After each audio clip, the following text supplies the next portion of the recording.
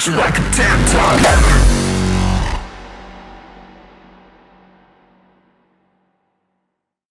Hi guys, welcome to the Kling Klong tutorial, the Kling Klong snare tutorial to be more specific. I'm going to show you today how to exactly make the Kling Klong snare.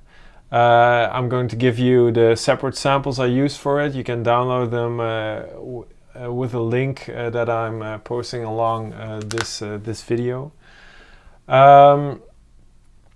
It's going to be an exact reconstruction of the Kling Klong snare. So because I made it earlier, obviously I know all the values to all the parameters in the EQ or the distortion. So obviously if you're doing this live at home, you're doing sound design, the most important thing of it is trial and error, just using a lot of different samples, a lot of different EQs, a lot of different combination of samples. It's just looking for exactly those samples or those sounds that mold together to a good sound. But because I did all the pre-work for it already, I know exactly which peaks and things to tweak. So if it looks a bit fast and unnatural, that's the reason. But I can assure you, maybe I worked for 2 hours or 3 hours on this snare alone, probably more. But yeah, so I'm going to give you a quick overview of it. So yeah, let's go. This is the infamous Kling Klong snare. Sounds probably pretty familiar, and it consists out of 3 separate layers, namely a 99 sample, a layer, and another layer, and simultaneously you get this. So what we're going to do now is to construct every layer from the ground up, and I start by the first one, which is a sample of a 909 snare that I sampled a few years back from a techno CD. I use Logic as my DAW, and Logic has this great native plugin called Ultra Beat, which can be used as a synthesizer or as a sampler. I'm using it as a sampler. So if you don't own Ultra Beat, you can use Battery, or you can just drag in audio events into your DAW. It doesn't really matter. Yeah, we need this one, the shocker snare. You can hear it here. It sounds like a pretty normal 909 snare. It's not really a good sound quality sample, but it doesn't really matter because it gives in the end the extra grittiness to the snare that we want. We're going to load in EQ, and we're going to look at the frequency spectrum of this snare, and we can see a bit of low end, and we don't want low end, so we're going to cut it out totally and use a low cut and drag it up to 162 hertz like this, and we still have the nice bump here in the sub mid section at 200 hertz, and that's exactly the power bump we want for it to sound hard and smashy in the club. So we're going to emphasize that bump a bit to 205 hertz and make a little peak here of 6 dB. 6, yeah. And narrow the peak a little to 3.8 Q, so we get a nice spike here going. Then we're going to need another peak at 420 hertz and drag it up to 5 dB and narrow it to also 3.8. Then we need another peak. That one should be at 1160, and drag it up nice and good up till 15 dB, and make it a bit more narrow, 1.7, and it should look something like this, and your frequency response has to show a curve of something like this. So that's what we're after with the 909 snare. Maybe it could use a bit more volume, but not a lot. So bump it up to 0.6.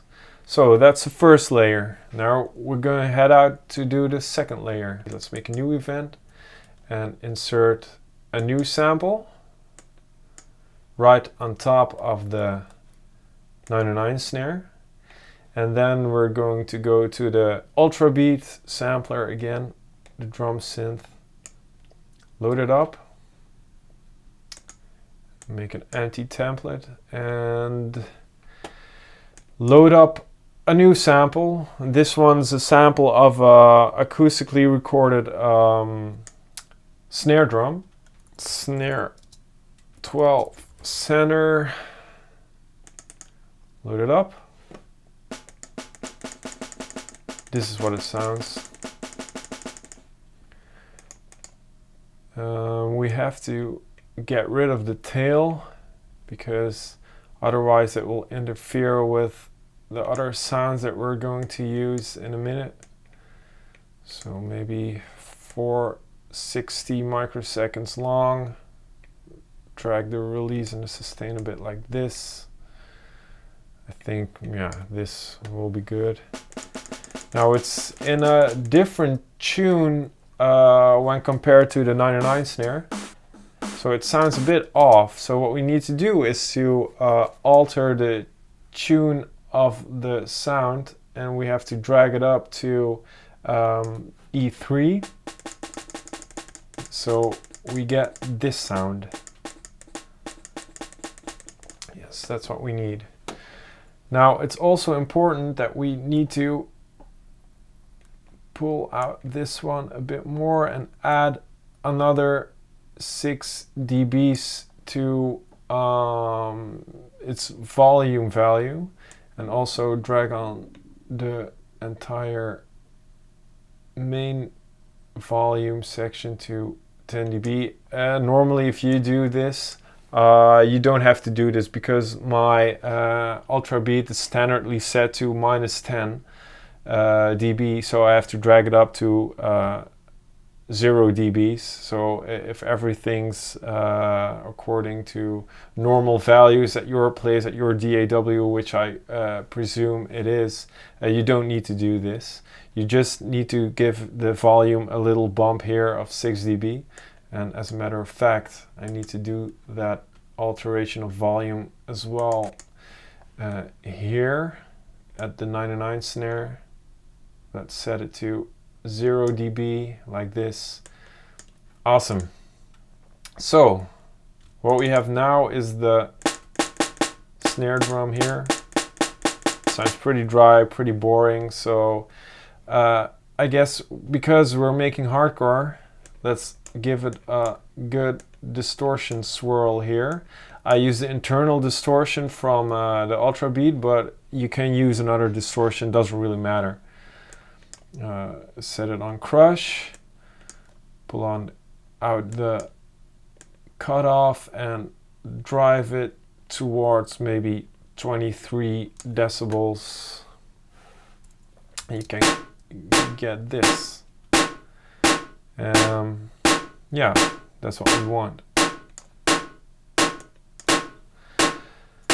So now let's load up another EQ again. Here it is.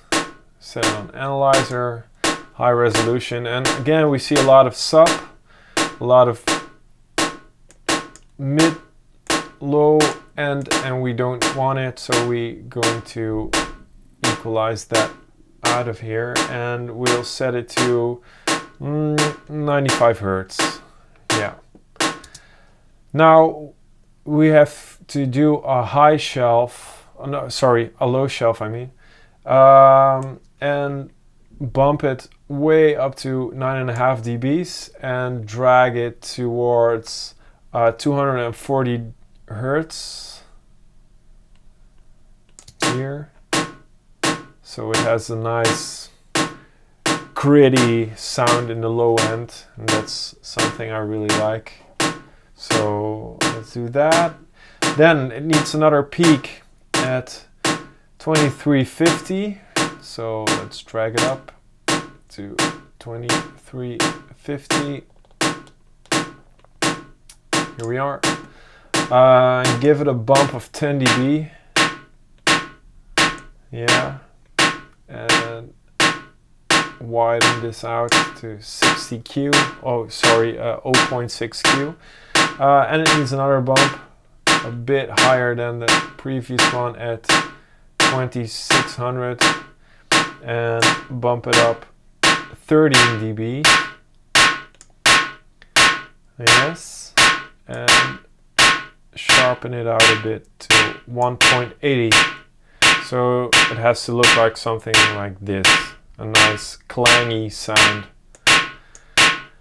Now, we need to put some distortion on there, so that's what I'm going to do. Using the Logic Native distortion. Round it off. Nice. The tone has to be completely open to not lose any high frequencies. And put this to 18 dB so it gets nice and overdriven. Sounds good. And everything we can leave everything as it is here. So now we need another EQ. Grab it. Here it is. And you can see it here. It has again a lot of low end because of the distortion plugin. So we're pulling that out again. 156 hertz. Here we go.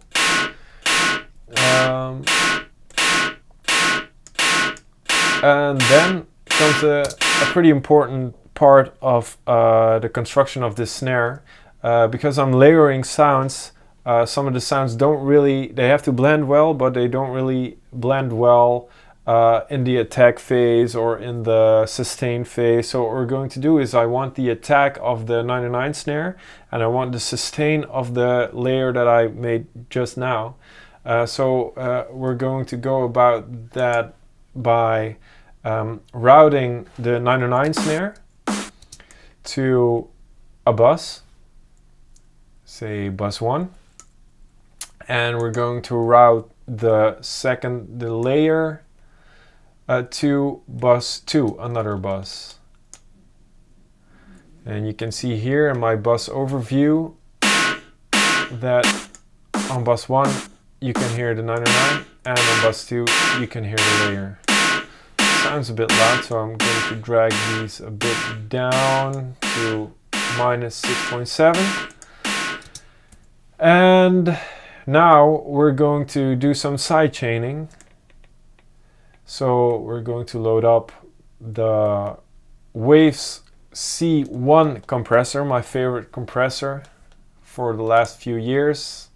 And I guess it will stay that way because I really like it. It's really awesome. So let's do the side chaining. You can see here at the middle of the window side chain and an assignment button, and we're going to assign the side chain to bus 1 because we want this layer to be influenced by the sound of the 99 snare drum. So if we play them together, you see here the blue bar, it is indicating the volume layer of the 99 snare. And we're going to let this layer answer to that. So we're going to drag the attack all the way down so it has almost no attack. and we're going to drag down the threshold to minus 7.4. Yes, here it is, and we have to compress it with a ratio of 41.59. Yes, so it has to look something like this. Alright, this sounds good. Now what we have to do is limit out the sound of that layer, and I'm going to use a L2 limiter, also by Waves, and just drag the out ceiling down to minus 1.8. Yeah, like this. Okay, so that was the second layer. Now we're going to go work on the third layer and the final layer. So let's make a new event, load in a new sample on top of the other two layers. Again, load in the Ultra Bead or your battery of Native Instruments, or I don't know what plugin you use for working on samples, but different ways to go about this. Yeah, so load in the sample called snare 2. Oh wait, I know a way better way, more easier. And again, I'm going to give you these samples separate so you can reconstruct it exactly as I'm doing right now. Here it is. This is the sound of the second snare. Sounds really crappy, but is exactly what we need in order to get the fullness of the snare in the low section. So, and we also need some tunage on this, because if you listen to this simultaneously, it's not really blending in with the other sounds. So we are going to pull up the tunage a bit, and yeah, this sounds way better. Main levels, this is important for you. The main levels here, I keep them at minus 10, so you probably, if you load in the sample, you have to drag this sample down to minus 10. So that's an important step. So you can see here, it's now on 0 dBs, and I'm dragging it down to, well, let's say 9 dBs. That's good. That's good. So what we're going to do next is, again, equalizing. Put the analyzer on there. Nice quick response. And again, throw away all the low end up till 200 hertz. Get in there nice and good. And round it off a bit softer so it sounds a bit more natural here. Now let's make a peak at 590 hertz. And a nice big large one of, let's say, 18.5, something like this. And yes. So let's have it here. Yeah, that sounds good. Let's go to 1700 for another bump. 1700 hertz here. Let's drag it up to 5.5. And narrow. No, we don't have to narrow it. We just can keep it nice and wide. Yeah, and those are the two peaks. So it has to look something like this, and your frequency response has to look something like this. Now we need some more crushing of the sound, so what we're going to use now is a bit crusher, and I also use the Native Logic bit crusher plugin. So go to the bit crusher, pull the resolution up to 24-bit, and we have to make sure that the drive is set to 9 dBs for a nice crunchy sound. Yes. Now after that, again, we have to put it in the, we have to route it to the also to the sub bus, I routed the other layer as well. So let's do that. Let's drag it to bus 2. So now these two are playing in bus 2 together. And we have to sidechain it again with the 909 because we want the 909 punch, but we want the layer, the sustain, and the tail of the snare to we want these layers as the tail of the snare, so it has to nicely come forward after the sound of the 909 snare has died out. So we're going to route that sidechain to bus 1. And let's see, we need the threshold to be set on -16, so we need some pretty hefty compression here, like this, and a ratio of 2.96/1. And we can leave the attack like it is, so it has still a bit more attack, or a bit of attack of 2 milliseconds. It sounds like this. Yeah, it sounds cool. And what we need to do is maybe drag this one up a bit more in volume. So the last layer, let's say 5.5. Okay. So now this is the result we have so far. It's beginning to sound like it, but we need to do some more processing on it. So now we're going to go here to my overview, to your bus section, and we have to couple the buses that we individually created for the separate layers. We need to route them to one and the same bus. So I'm going to route bus 1 over to bus 3, and bus 2 also to bus 3, so that all the layers together are playing under the same bus. And that's really important because we want to layer them, and now we're going to glue all the different and separate layers to one sound. It has to really glue together. So, and we're going to go about that process this way. We need the clip distortion, and I'm also using a Native Logic plugin for this, namely the clip distortion. Put it on there. Pull the drive all the way up. You can probably use another distortion plugin for this as well. I don't really know a lot of other good distortion plugins that you could use because I really love the native plugins from Logic, but I'm sure there are a lot of different and awesome distortion plugins out there. For instance, the Camel Fat, it's really good as well. So maybe you can achieve the same result with the Camel Fat as you can do with this clip distortion.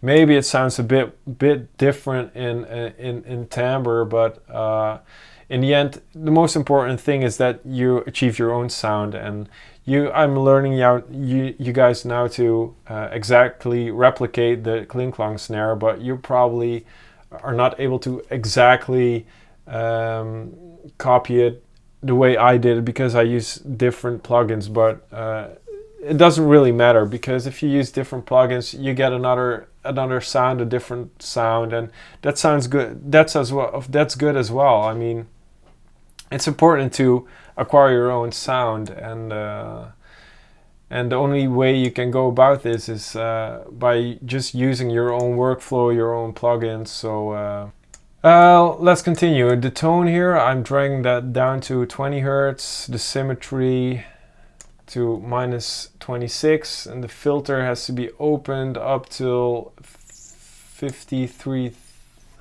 no, not 1000 by 100. And the mix needs to be here at 45. The sum filter has to be opened up entirely, the frequency filter as well, and the gain nice and gainy to +6 dB. And then we get this. almost there. We're almost there.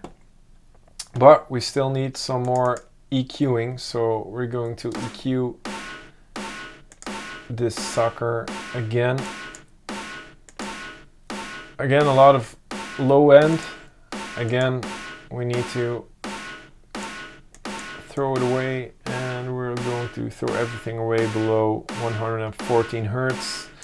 Let's make a nice peak at 205 hertz of 6 dBs, so it has a nice full punchy body, and drag it up to 0.71, and then another peak at 970 here, and let's use a peak of 3 dBs and make it pretty sharp, so to 21.0 EQ. Is that correct? No, that's not correct. Sorry guys, this one needs to be at 2.5, and this one needs to be at 21. Sorry, this one has to be nice and sharp for emphasizing the body. That's what we want. And we have to use a high shelf, and we have to drag it up till 4.5 dBs and drag it down here to 4800. Yeah, like this, and we keep the Q just like it is, just don't touch it. And then we get this sound, almost there, but we still need a bit more bit crushing, so we're going to add a bit crusher again, the resolution up to 24 bits, and let's leave the drive at 6 dBs, and we get this, and it's almost there, almost there. Maybe this one can drag the third layer a bit down, maybe something like this. That sounds better now. Let's add another EQ to it. Here we go. Switch on the analyzer. Again, if we look here, we see that the bit crusher adds a bit of low end to the result, so we're going to cut that out again, and we're going to cut it away all the way up to 104 hertz. And now let's make another peak at 225 for some more full body, maybe something like this. Maybe tweak the Q a bit, and maybe it could use some more high end, so on 8700 we can make something like this, maybe make it a bit more wide, and there you go. That's the Kling Klong snare.